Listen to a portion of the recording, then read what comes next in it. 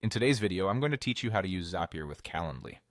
This tutorial will guide you through the process of integrating these two powerful tools to streamline your workflow and manage appointments more efficiently. So let's dive right in.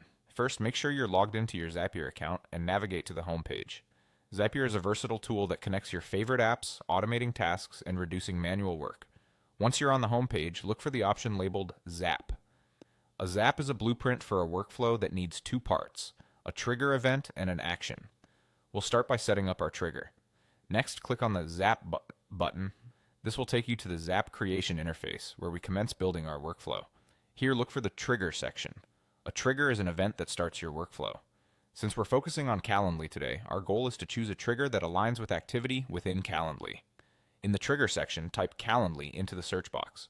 This step links your Zap to Calendly, signaling the start of an automated workflow whenever a specified event happens in your Calendly account. Selecting Calendly as your trigger ensures that all related actions in this Zap will revolve around events from your Calendly schedule. After typing in Calendly, click on the option that appears. You're now in the process of officially linking Calendly with Zapier. It's essential to ensure that Zapier has the appropriate permissions and access to your Calendly account. If you haven't linked the two before, you'll need to follow the prompts to provide your credentials and grant access.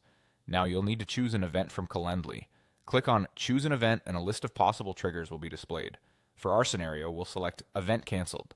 This trigger ensures that any time an event is canceled in Calendly, the workflow is set into motion, automating subsequent actions that we'll specify later.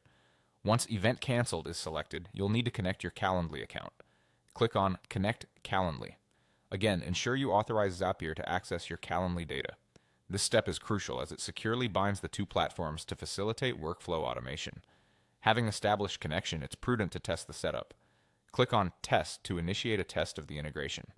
This phase checks that everything is correctly configured and working as intended. If the test is successful, it confirms that your setup is ready to handle real-time triggers. Finally, conduct a test trigger by clicking on Test Trigger.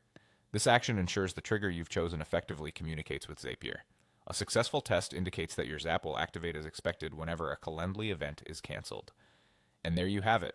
By following these steps, you've successfully integrated Calendly with Zapier, creating an automated system to handle event cancellations. This setup not only saves time, but also minimizes the chances of missing critical updates.